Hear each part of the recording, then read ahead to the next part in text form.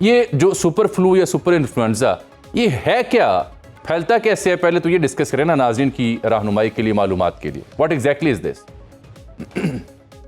جی بہت شکریہ. دیکھیے ہر سال ہمارا ایک فلو سیزن آتا ہے اور پوری دنیا میں آتا ہے. تو یہ بیسیکلی اور فلو جو ہوتا ہے مختلف قسم کے وائرسز کرتے ہیں. ان کی دو بڑی شاخیں ہیں، انفلوئنزا اے، انفلوئنزا بی.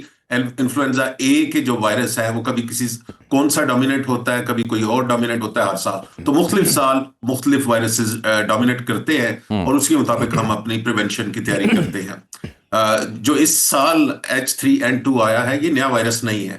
یہ پرانا وائرس ہے، ہمیں کئی دفعہ یہ فلو کے اندر اٹیک کر چکا ہے. لیکن اس کے اندر ایک بڑی میجر چینج آئی ہے، وہ یہ ہے کہ جس طرح کووڈ کے اندر ویریئنٹس آتے تھے تو اس کے اندر بھی سمجھیے میوٹیشن آئی ہے اور اس کے اندر چینجز ایسی آئی ہیں کہ جو ہماری یعنی کہ جو ہمارا دفاعی نظام نے جو سیکھے ہوئے تھے طریقے پرانے اس بیماری کا مقابلہ کرنے کے بعد یہ ان کو بائی پاس کر جاتا ہے. یعنی کہ ہماری پاسٹ امیونٹی کا اس پہ کوئی اثر نہیں ہوگا. تو اس وجہ سے بہت سارے لوگ اس سے بیمار ہو رہے ہیں اور یہ پوری دنیا میں اس وجہ سے پھیل رہا ہے. پھیلتا اسی طرح ہے جس طرح زکام کھانسی. میں یہی سمجھنا چاہ رہا ہوں اب آپ سے کہ یہ جو یہ ڈاکٹر صاحب میں یہی سمجھنا چاہ رہا ہوں اس کی علامات کیا ہیں، تاکہ جو ہمارے دیکھنے والے انہیں معلوم ہو سکے کہ یہ ڈیفرنٹ کیسے ایک معمول کے نزلہ علامات کیا اس کی ہوتی ہیں اور کیسے مختلف ہے یہ عام زکام سے نزلے. جی علامات میں کوئی چیز فرق نہیں ہے، یہ وہی علامات ہے. ایک دم آپ کو بخار ہو جائے گا، آپ کے جسم میں طاقت ختم ہو جاتی ہے، سر درد، گلے میں درد، زکام بس اور کھانسی. اس طرح کی جو عام آپ کو فلو کے اندر سمٹمز ہیں وہی اس میں آتی ہیں. جو ایک فرق آ رہا ہے اس سال وہ یہ آ رہا ہے کہ جو لوگ اس سے بیمار ہو رہے ہیں، اور وہ آپ نے بھی شاید دیکھا ہوگا، وہ شدت کے ساتھ بیمار ہو رہے ہیں. ان کو اس کی انٹینسٹی میں زیادہ ہو رہا ہے، اس کی ڈیوریشن زیادہ ہو رہی ہے. تقریباً ہفتہ 10 دن لگ رہے ہیں، 2 ہفتے لگ رہے ہیں لوگوں کو ریکور کرنے میں. نارملی اس فلو کے سے آپ 2-4 دن کے اندر بہتر ہو جاتے تھے، 1 ہفتے کے اندر ٹھیک ہو جاتے تھے. تو ڈیوریشن بڑھ گئی ہے، ادروائز علامات وہی ہیں اور انٹینسٹی میں تھوڑا سا اضافہ لوگ رپورٹ کر رہے ہیں. تو کیا یہ کووڈ کے سے زیادہ خطرناک معاملہ ہے؟ ابھی تک جتنی اس کے اوپر، اور دیکھیے یہ اگست میں آنا شروع ہوا ہے اور ابھی پچھلے مہینے تقریباً نومبر سے یہ پری ڈومینیٹ ہونا شروع ہوا ہے. تو ہمارا اس سب ویرائٹی سے ایکسپیرینس بہت کم ہے. لیکن ابھی جب تک جو ہمیں انفارمیشن ہے اس میں یہ زیادہ مہلک نہیں ہے دوسرے H3N2 سے. لیکن جو H3N2 آتے ہیں جو پاسٹ میں آئے ہیں وہ عام انفلوئنزا سے زیادہ مہلک ہوتے رہے ہیں. تو یہ ہم کہہ سکتے ہیں کہ H3N2 جو پاسٹ میں ہمارا ایکسپیرینس رہا ہے اور یہ اتنا ہی مہلک ہے، لیکن H3N2 عام انفلوئنزا وائرسز سے تقریباً دگنا مہلک بعض سٹڈیز کے اندر ہمیں. ڈاکٹر صاحب اب آپ یہ بتائیں کہ لیٹ سے کسی بندے کو نزلہ زکام ہو جاتا ہے اور یہ وائرس کی تصدیق بھی ہو جاتی ہے تو اسے علاج کے لیے کیا کرنا چاہیے؟ اب یہ بڑا اہم سوال ہے جو لوگ پوچھ بھی رہے ہیں ہم سے. جو فلو سے کے لیے ہم میڈیسن نہیں ٹریٹمنٹ کے لیے دیتے انلیس کہ وہ جو ہے اس کو کوئی خطرہ ہو، اس کے امیون زور ہے، اولڈ ایج ہے، زیادہ سویئر بیماری ہے، اور اینٹی بایوٹک اس کے اندر نہیں دی جاتی کیونکہ یہ وائرس سے ہوتا ہے اور اینٹی بایوٹکس بیکٹیریل انفیکشن سے ہوتی ہیں. اینٹی وائرل ہمارے پاس موجود ہوتی ضرور ہے لیکن وہ روٹین میڈیسنز نہیں ہے، اس وجہ سے وہ نارملی نہیں دی جاتی. ہم حفاظتی اقدامات یہ کہتے ہیں کہ اگر بخار ہو تو آپ پیناڈول وغیرہ لے لیں، پیراسیٹامول کی گولی لے لیں، ریسٹ کریں، فلوئڈ زیادہ لیں، یخنی، سوپ، اس طرح کی چیزیں آپ اس کا استعمال بڑھا دیں، ریسٹ کریں. اور اگر آپ بیمار ہیں تو دفتر یا اسکول نہ جائیں.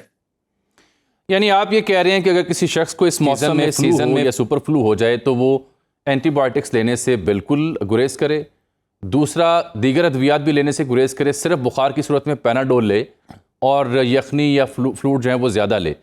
کوئی اس کی تشخیص کے لیے بھی ٹیسٹ ہوتا ہے یا اس کے لیے کوئی ویکسین بھی ہوتی ہے؟ جی اس کے لیے ویکسین ایک تو یہ ہے کہ اس کا ٹیسٹ کروانے کی اب ضرورت نہیں ہے. جو NIH کر رہا ہے وہ ہمیں ایک ٹرینڈ دے رہا ہے، اور کوئی بھی بیماری اگر اس طرح پھیلے جیسے ہم کہہ رہے ہیں کہ آؤٹ بریک کی صورت میں ہے اور ایپیڈیمک کی صورت میں ہے تو اس کے چند ایک بندوں کا ٹیسٹ ہو جائے تو پھر ہم باقیوں کا علاج اس اعتماد کے ساتھ کرتے ہیں کہ ان میں اگر علامات وہی ہیں تو ان کو وہی بیماری ہوگی. تو پری ڈومیننٹ پوری دنیا میں یہ بتا دوں کہ H3N2 جو ہے اس وقت تقریباً 80%, 90% جو فلو کے مریض مل رہے ہیں ان کے اندر H3N2 کے جو یہ والا ہے وہ ہمیں مل رہا ہے. سو ہمیں اس کا ایز اے اگر آپ انڈیویجول مریض ہیں تو آپ کو ٹیسٹ کرانے کی نہیں ضرورت, لیکن جس طرح NIH اپنے سیمپلز کے ٹیسٹ کرتا ہے اور ہمیں وہ ایک ڈائریکشن دیتا ہے, ان کے لیے یہ ٹھیک ہے. باقی اس کی ویکسین بالکل موجود ہوتی ہے, ہر سال فلو ویکسینز لگتی ہیں, لوگ لگواتے ہیں. تو اسی طرح بالکل ٹھیک. اچھا ڈاکٹر صاحب یہ بتائیں کہ آپ آگے کہا کہ یہ وائرس کی, آپ نے کہا کہ وائرس جو ہے وہ ہر سال ظاہر بات ہے میوٹیٹ ہوتا ہے, اس کی ایک نئی قسم آ جاتی ہے. تو یہ والا جو وائرس ہے وہ ہمارے جنیات یا ہمارے سسٹم اس کو جانتا نہیں ہے, اس لیے زیادہ سفر کر رہا ہے.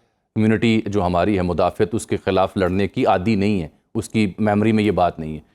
تو بالفرض کسی ایک شہری, کسی ایک شخص کو ان دنوں یہ وائرس ہو جاتا ہے اور دوبارہ اگر ہوتا ہے تو دوبارہ تو ہماری جو امیونٹی ہے اس کو ڈیل کرنے قابل ہوگی یا نہیں؟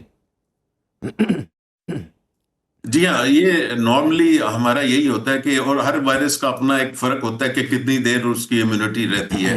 جس طرح آپ کو پتا ہے کہ کووڈ کے دنوں میں ہمیں شروع میں بالکل نہیں تھا پتا کتنی دیر اس کی امیونٹی رہے گی, لیکن ہمیں پھر اندازہ ہوا تقریباً 1 سال یا اس سے کم اس کی امیونٹی رہ رہی ہے. اسی طرح اس کا ہے کہ اگر آپ کو اس سیزن میں ہوا ہے تو آپ کو دوسری دفعہ ہونے کا چانس کم ہے. لیکن اگر ہو بھی جائے, اور یہی میں آپ کو ویکسین کے بارے میں بھی بتانا چاہ رہا ہوں کہ اگر آپ کے جسم نے یہ اس کو ایکسپیرینس کیا ہے یا آپ نے ویکسین لگوائی ہوئی ہے تو بے شک آپ کو فلو دوبارہ ہو جائے, لیکن اس کی انٹینسٹی اتنی نہیں ہوگی اور ہاسپٹلائزیشن کا یا سیریس بالکل ٹھیک جتنی اس سے پہلے وہ ہو سکتی ہے. اچھا یہ بھی بتائیں کہ یہ سب سے زیادہ خطرہ کس کیٹیگری کو ہے, بچے, خواتین یا بزرگ؟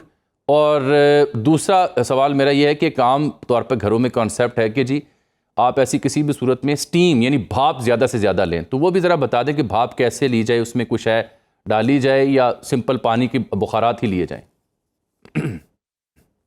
جی ہاں, پہلے تو یہ ہے کہ کون لوگ زیادہ خطرے میں ہیں. جو آپ کے بزرگ ہیں, 65 سال سے بڑی عمر کے لوگ زیادہ خطرے کے لیے ہیں, اور پاکستان میں ہم ریکمینڈ کرتے ہیں کہ وہ لوگ اپنی ویکسین کروائیں. نمبر 1. نمبر 2 کے اوپر حاملہ خواتین, ایسے لوگ جن کا مدافعتی نظام کسی وجہ سے کمزور ہے, یعنی کہ کینسر کے مریض ہیں یا کوئی ہائپر ٹینشن ہے, شوگر کے مریض ہیں, تو ان کے جو امیون سسٹم ہوتے ہیں وہ نسبتاً ویک ہوتے ہیں ایک صحت آدمی کی نسبت, تو یہ لوگوں کے لیے ہے.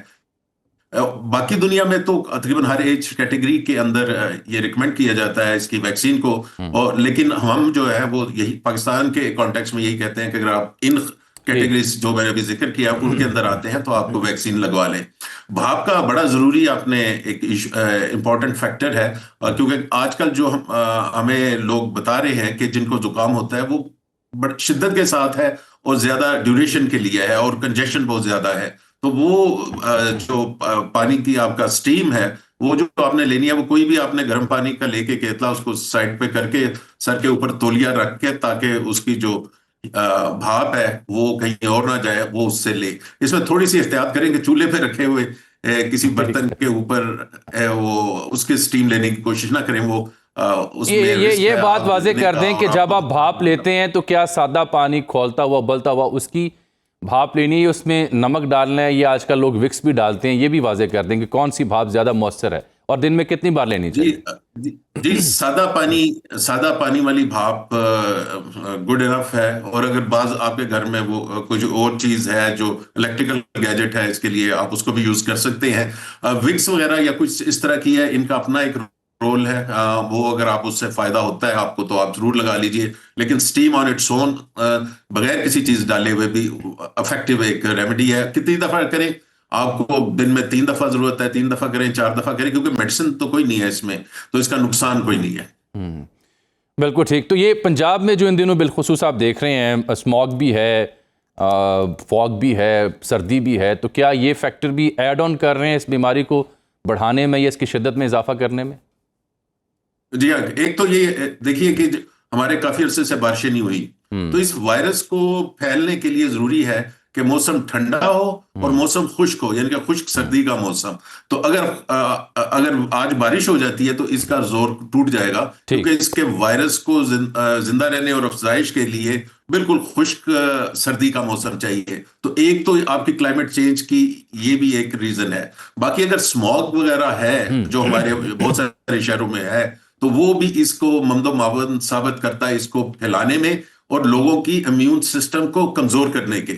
دیکھیے جو لوگ لاہور وغیرہ یا اس طرح کے لوگ ان شہروں میں رہ رہے ہیں جہاں پہ بہت ہی زیادہ اسموگ ہے، تو ان کے جو لنگز ہیں یا پھیپھڑے ہیں ان کا ڈیفنس سسٹم آلریڈی کمزور ہو چکا ہے.